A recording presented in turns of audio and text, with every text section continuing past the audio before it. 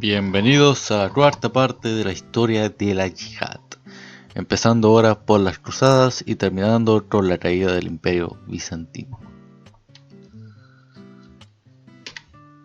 La primera cruzada fue declarada por el Papa Urbano, que la convocó en el año 1095, diciendo lo siguiente: pues vuestros hermanos que vienen en el este necesitan urgentemente vuestra ayuda, y debéis apresuraos a brindarles la ayuda que se les ha prometido con frecuencia.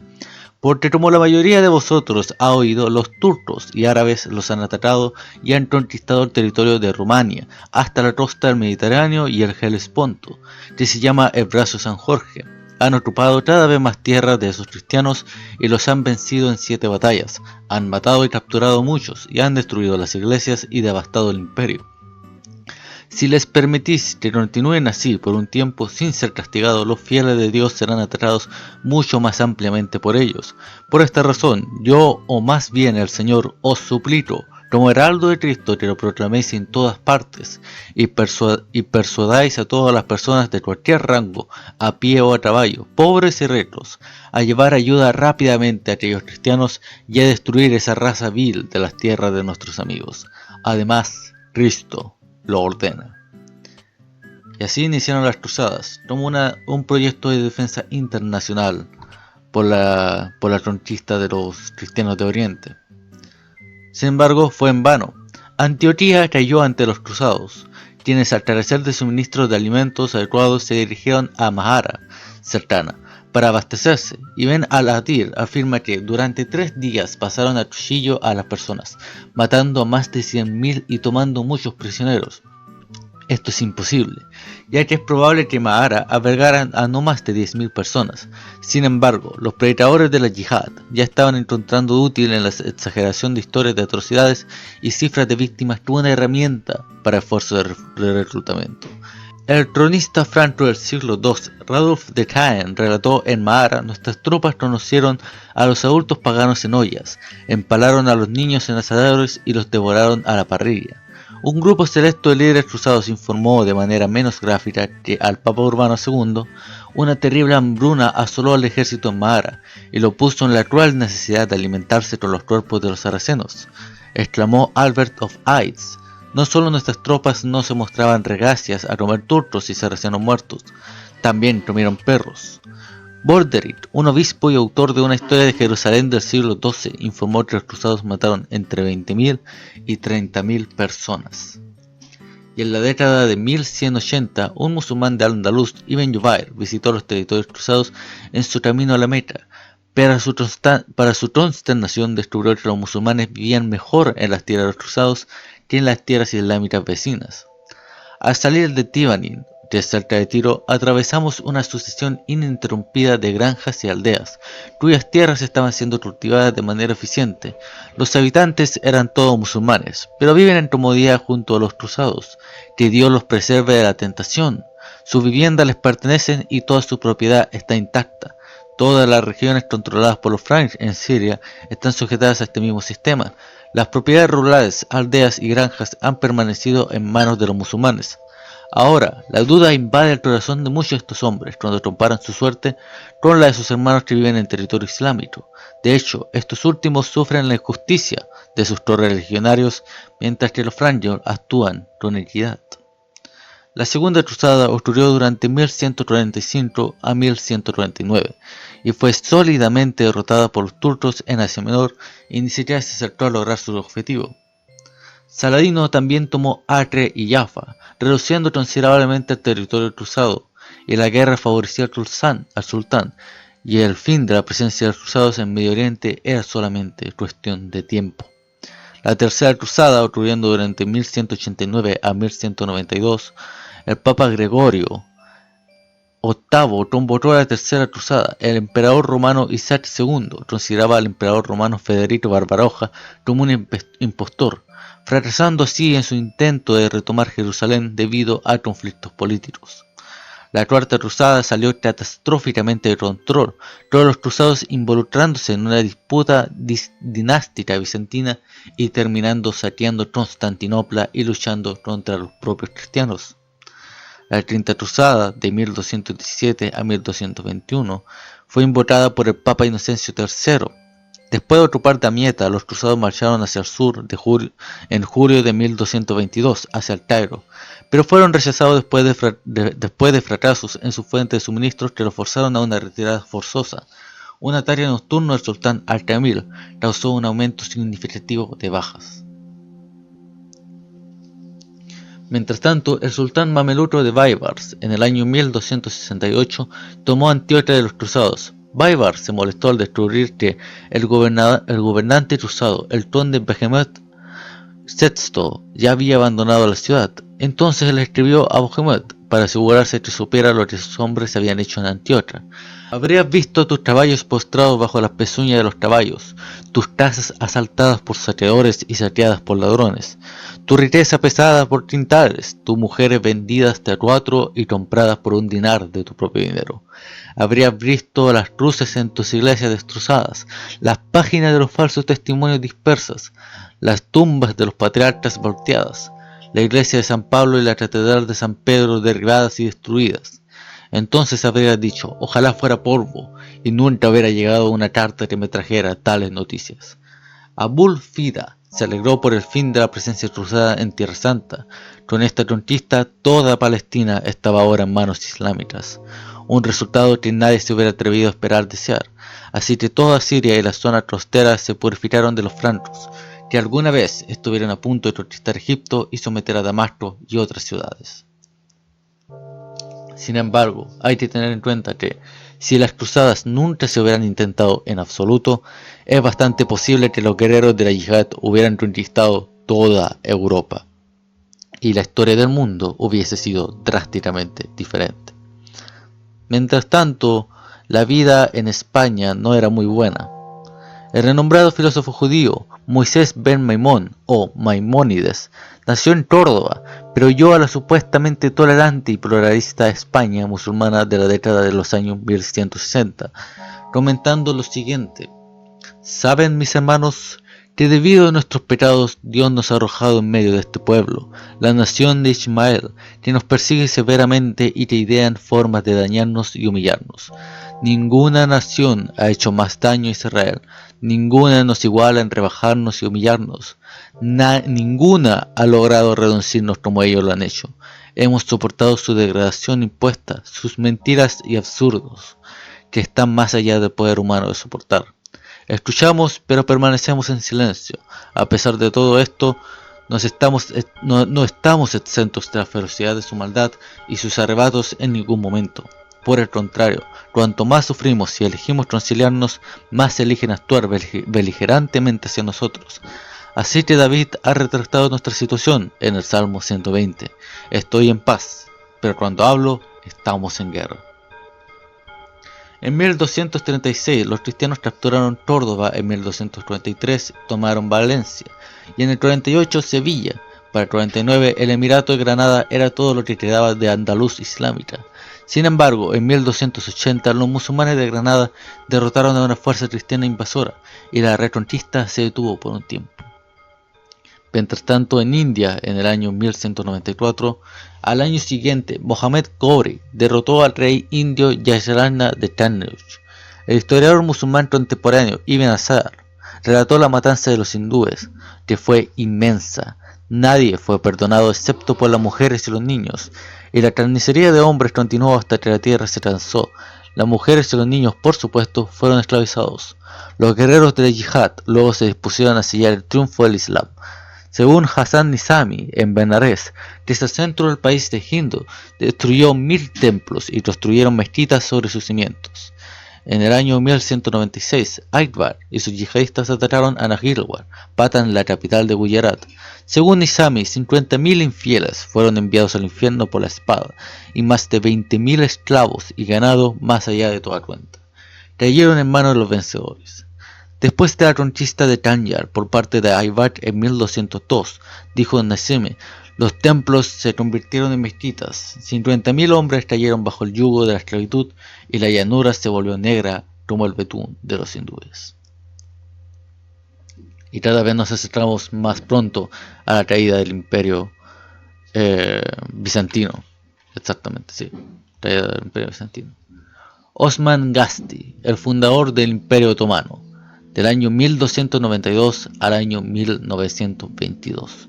Los otomanos gobernando ahora sobre una población sustancial de cristianos, en 1359, Murat fundó el cuerpo de los Yenízaros, una fuerza de élite de jóvenes que eran arrebatados de sus familias cristianas cuando todavía eran niños, esclavizados y convertidos a la fuerza en el Islam. Esto implicó la captura y esclavitud de 20% de los niños cristianos de áreas predominantes cristianas del Imperio Otomano. Estos niños, una vez separados de sus familias, tenían la opción de convertirse al Islam o morir. Aquellos que elegían el Islam eran después de un riguroso entrenamiento, formaban parte del ejército. Para cuando esto terminó, a finales del siglo XVII, alrededor de 200.000 niños habían sido esclavizados de esta manera. Los yenízaros se convirtieron en los guerreros más formidables del Imperio Otomano contra el cristianismo. La recolección de niños para este cuerpo en algunos lugares se convirtió en un evento anual. Los padres cristianos eran forzados a aparecer en las plazas de la ciudad con sus hijos. Los musulmanes seleccionaban a los jóvenes más fuertes e inteligentes, que nunca volverían a sus hogares a menos que sean para conquistarlos. En la década de 1360, en esta década los otomanos tomaron Grecia, Bulgaria, Serbia y Macedonia. Y el Imperio Bizantino caería junto a la caída de Constantinopla en el año 1453. El historiador Stephen Runciman señaló que los musulmanes se mataron a todos los que se encontraron en la calle, hombres, mujeres y niños sin distinción. La sangre corría en ríos para las empinadas calles de las alturas de Petra, hacia el Cuerno de Oro, pero pronto el deseo de matanza se calmó, y los soldados se dieron cuenta de que los cautivos y objetos preciosos les traerían mayores ganancias. Y entraron en la Hagia Sofía, que durante casi 1000 años había sido la iglesia más grandiosa de toda la cristiandad, y hoy en día es una mezquita. El erudito bizantino Besarión escribió al Dux de Venecia en julio de 1453, diciendo que Constantinopla había sido asolada por los bárbaros más inhumanos y los enemigos más salvajes de la fe cristiana, por las bestias más ferozmente crueles. El tesoro público ha sido consumido, la riqueza privada ha sido destruida, los templos han sido despojados de oro, plata, joyas y las reliquias de los santos, y otros objetos preciosos. Los hombres han sido masacrados como ganado, las mujeres secuestradas, las vírgenes abusadas y los niños arrancados de los brazos de sus padres. Mientras tanto, en la India aparecerá Tamerlane del año 1376 a 1405, el conquistador turco-mongol. Jafar al-Din al-Yazdi, un persa del siglo XV que escribió una biografía de Tamerlane, menciona que el gran Tamerlane siempre se esforzó por exterminar a los infieles, tanto para adquirir esa gloria como para destacarse por la grandeza de sus conquistas. En Bandar hizo una gran matanza, como lo indica el Corán 867. En una fortaleza Rajput escribió en su autobiografía: en poco tiempo todos los habitantes de la fortaleza fueron pasados por la espada y en el transcurso de una hora se cortaron las cabezas de 10.000 infieles. La espada del Islam se bañó en la sangre de los infieles, y todas las propiedades y bienes, el tesoro y el grano que habían sido almacenados en la fortaleza durante muchos años se convirtieron en el botín de mis soldados. Prendieron fuego a las casas y las redujeron en cenizas, y arrasaron los edificios y fortalezas hasta el suelo. Ensar Suti relató que todos estos infieles hindúes fueron asesinados, sus esposas e hijos, esclavos y propiedad y bienes se convirtieron en botín de los vencedores. En Haryana ordenó a sus soldados que saquearan y destruyeran y mataran a todo aquel que encontraran. Y los yihadis obedecieron, saquearon cada pueblo, mataron a los hombres y tomaron prisioneros a las mujeres y niños. Mientras tanto, Georgia y China. En 1404, Tamerlane no se detuvo en su avance. En su camino hacia China decidió someter para el Islam al reino de Georgia, que había dejado en paz a muchas ocasiones mientras pasaba de ida y de vuelta a la India. Sus guerreros encontraron una manera de entrar en la fortaleza de Turtin, donde gritando Allahu Akbar, sorprendieron y abrumaron a los georgianos. Encantado, Tamerlane recompensó a sus yihadistas con hermosas túnicas, armas, caballos, tierras y mujeres. A medida que Tamerlane avanzaba en Georgia, según un cronista contemporáneo, saqueó 700 ciudades y aldeas, arrasó las tierras cultivadas, destruyó los monasterios de los cristianos y arrasó las iglesias hasta sus mismos cimientos. Sin embargo, Tamerlane y sus fuerzas nunca llegaron a China y murieron debido al frío. Mientras tanto, en España finalmente estará segura. En el año 1492, después de 10 años de guerra, los cristianos derrotaron al Emirato de Granada, el último bastión del Andaluz en la península ibérica. 781 años después de que los barcos de Tariq bin Gisel llegasen a España, con el comandante musulmán determinado a tomar la tierra o morir allá, los cristianos finalmente expulsaron por completo a los guerreros yihadistas de España. Y en 1492 Colón descubrió América. Bienvenidos a la quinta y última parte de la historia de la yihad, 1400 años de yihad. Como pueden ver, ahí tenemos un mapa de la geografía del Imperio Otomano en el año 1566, durante su auge y época dorada, podríamos decirle. Suleimán el Magnífico, de 1494 a 1566, llevó el califato otomano a su apogeo de poder.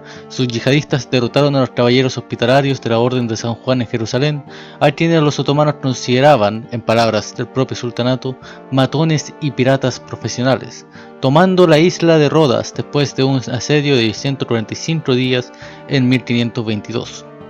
El poder otomano sobre el este del Mediterráneo era prácticamente total, con solo Chipre y Creta bajo dominio fuera del califato. Batallas con los persas de safávidas o chiitas. Una vez más, el Islam vuelve a enfrentarse entre sí. Los otomanos continuaron su ascenso. Los persas safávidas, que habían adoptado el chiismo en 1501, representaban una nueva y poderosa fuerza que se enfrentaba al sultanato otomano en el este de Asia Menor. Se emitió un decreto que decía que, según los preceptos de la ley sagrada, el Shah safávida Ismaili y sus seguidores eran incrédulos y herejes. Cualquiera que simpatice y acepte su falsa religión o los ayude también son incrédulos y herejes. Es una necesidad y una obligación divina que sean masacrados y que sus comunidades dispersas. Aquí podemos ver cómo los sunnis y los chiíes han justificado su guerra eterna de ya de 1400 años, bajo la idea de que el lado opuesto es apóstata y por lo tanto merecedor de la muerte. La Puerta Sublime, como se conocía el gobierno central otomano, financió la campaña de Chipre vendiendo monasterios de iglesias que pertenecían a los cristianos. En respuesta a la acción otomana en Chipre, el Papa Pío V convocó otra cruzada y formó la Liga Santa, que estaba compuesta por los estados pontificios de España, la República de Venecia, la República de Génova, los caballeros de Malta, el Ducado de Saboya y varios ducados italianos, con la intención de destruir el Imperio Otomano como potencia marítima. Esto llevó a la batalla de Lepanto en el año 1571, una batalla extremadamente importante, pues es la que marcará el declive del Imperio Otomano. La Liga Santa y los otomanos ambos con más de 200 embarcaciones. 40.000 yihadistas fueron asesinados. Testigos oculares recuerdan que el mar estaba teñido de rojo por la sangre. Por primera vez en una batalla importante, los europeos cristianos habían derrotado a los otomanos y hubo celebraciones por toda Europa, y Miguel de Cervantes, el autor del Quijote, perdió la mano izquierda en Lepanto. Después de esto ocurrirá la Guerra Polaco-Otomana de 1672 a 1676. El asedio otomano fue decisivamente roto y una vez más se salvó a la cristiandad. Los guerreros de la yihad huyeron en confusión.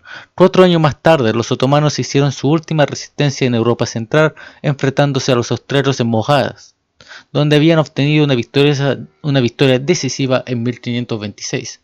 Sin embargo, estos ya no eran los días de Suleimán el Magnífico. Los guerreros de la yihad fueron derrotados de tal manera que Austria estableció su control sobre gran parte de Hungría y amenazó las posesiones otomanas en los Balcanes.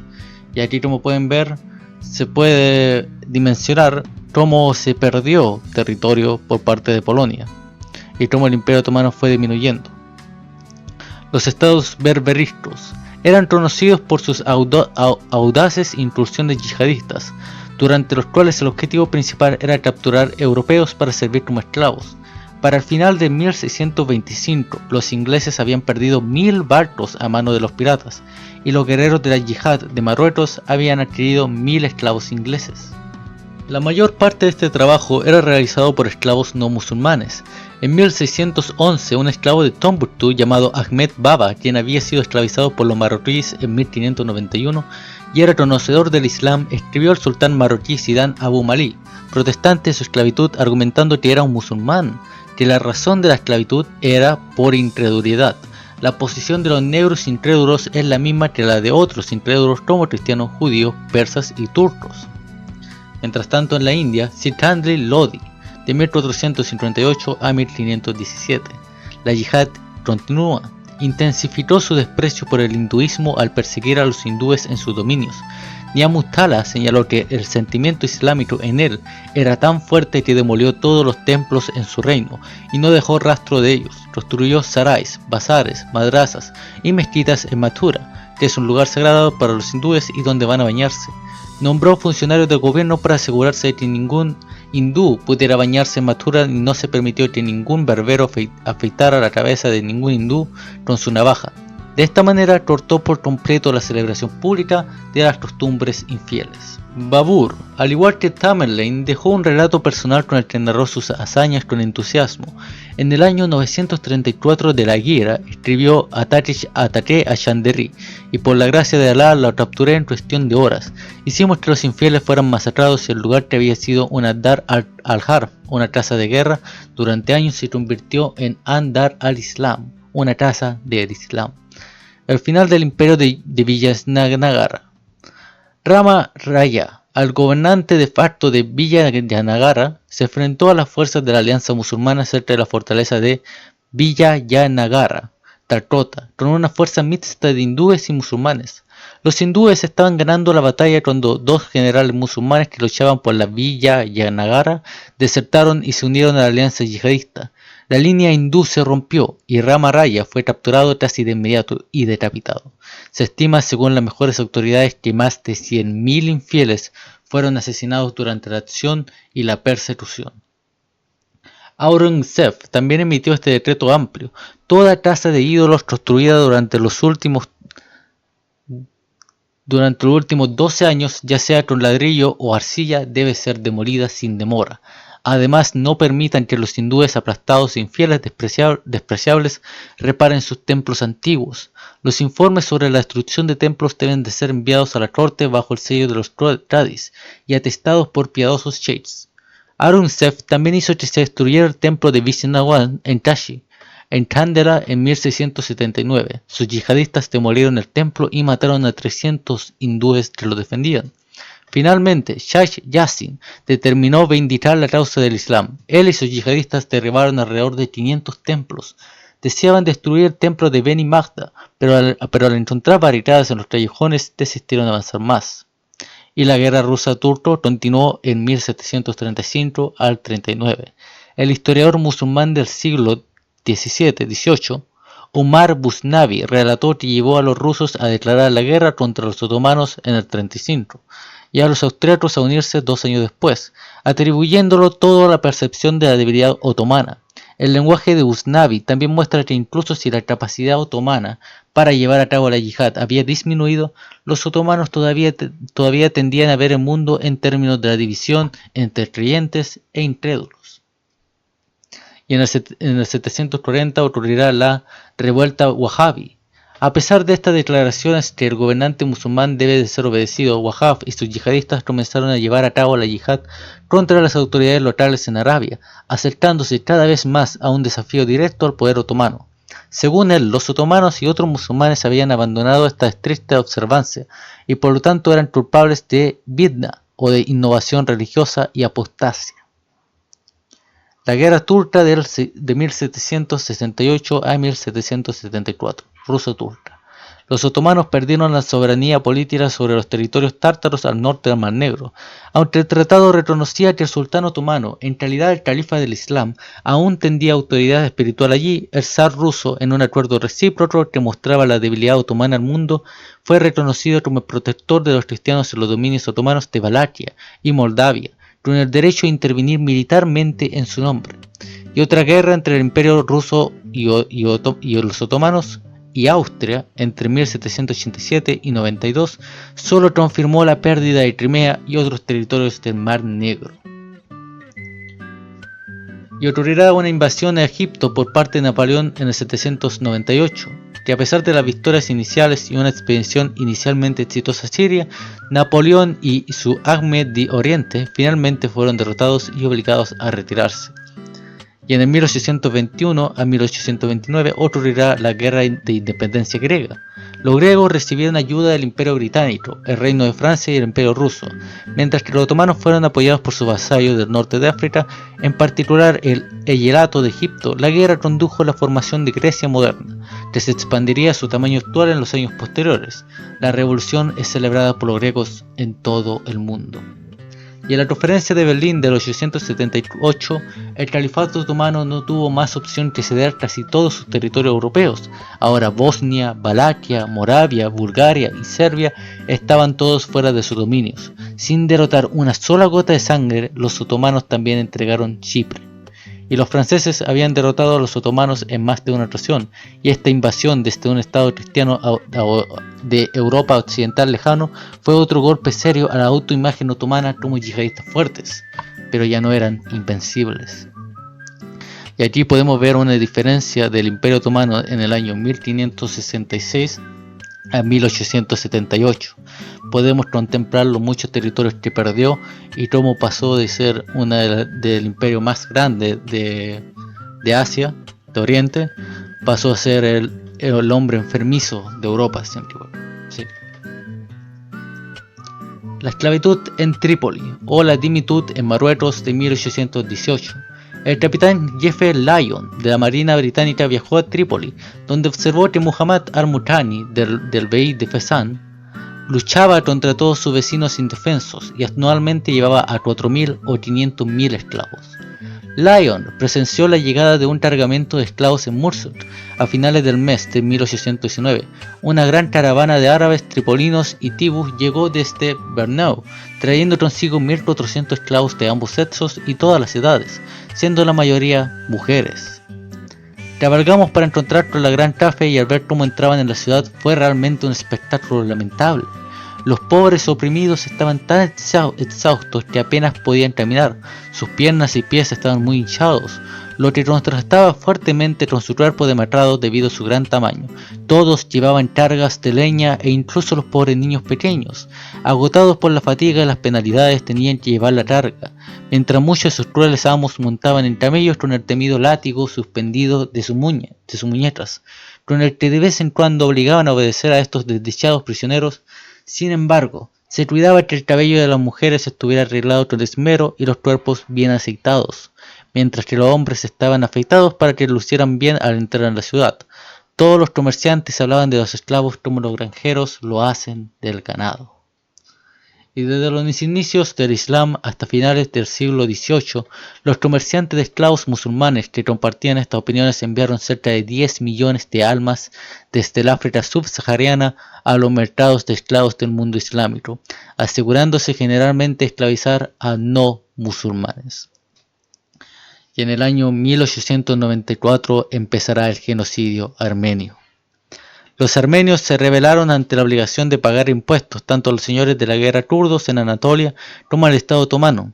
El sultanato no estaba dispuesto a escuchar sus quejas y comenzó a masacrar a los armenios de manera despiadada, cometiendo violaciones masivas, asesinando incluso niños y quemando pueblos armenios. El dragomán principal, o el intérprete turco de la embajada británica, escribió que quienes cometieron estas atrocidades estaban guiando su acción general por las prescripciones de la ley Sharia.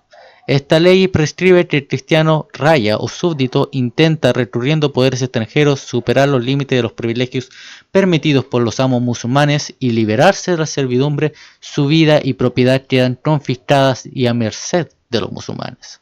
Para la mente turca, los armenios habían intentado superar estos límites al apelar a poderes extranjeros, especialmente Inglaterra.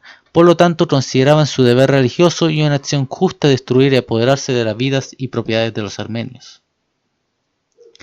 En Yerigusan, varios jóvenes fueron atados de pies y manos, colocados en fila y se les amontonó ramas encima y fueron quemados vivos. Además, se dice que se cometieron muchas otras barbaridades repugnantes como abrir a mujeres embarazadas y desgarrar al feto por la fuerza. En otra aldea, alrededor de 60 mujeres jóvenes y niñas fueron llevadas a una iglesia, donde se ordenó a algunos soldados que hicieran lo que quisieran con ellas y luego las matasen. Y esta orden fue ejecutada. Hallward notó que recuperó estos detalles en su mayoría a partir de soldados que participaron en la masacre. El historiador alemán Johannes Lepsius visitó las zonas devastadas en ese momento documentando las atrocidades. Se habla de 559 aldeas cuyos habitantes supervivientes fueron convertidos al Islam a la fuerza, de 568 iglesias saqueadas, destruidas y arrasadas por completo, 282 iglesias cristianas transformadas en mezquitas, 21 predicadores y 170 sacerdotes que, después de soportar torturas indescriptibles, fueron asesinados por negarse a aceptar al Islam. Y muchos historiadores y organizaciones internacionales, incluyendo el Instituto Nacional Armenio, estiman que la cifra de muertos podría ser alrededor de 1.500 millones o más. La posición turca oficial ha sido negar el genocidio armenio. El gobierno turco ha rechazado consistentemente el uso del término genocidio para describir los eventos ocurridos entre el 15 y el 23, sosteniendo que las muertes durante ese periodo fueron el resultado de una guerra civil y disturbios, y no de una campaña coordinada a exterminar la población armenia. Hermano, si quieres noticias de aquí, hemos matado a 1.200 armenios, todos ellos como alimentos para los perros. Madre, estoy a salvo y sano. Padre, hace 20 días hicimos la guerra contra los incrédulos armenios. Por la gracia de Dios no nos ha ocurrido ningún mal. Corre el rumor de que nuestro batallón será enviado a tu región. Si es así, mataremos a todos los armenios allí. Además, 511 armenios resultaron heridos, 1 o 2 mueren cada día. Dice así una carta de un soldado otomano. En una declaración hecha el 22 de agosto de 1939, según el registro del oficial alemán Otto Browning, se informó que el hombre del bigote chistoso, Hitler, dijo lo siguiente: después de todo, ¿quién habla hoy de la aniquilación de los armenios? El genocidio armenio inspiró el Holocausto.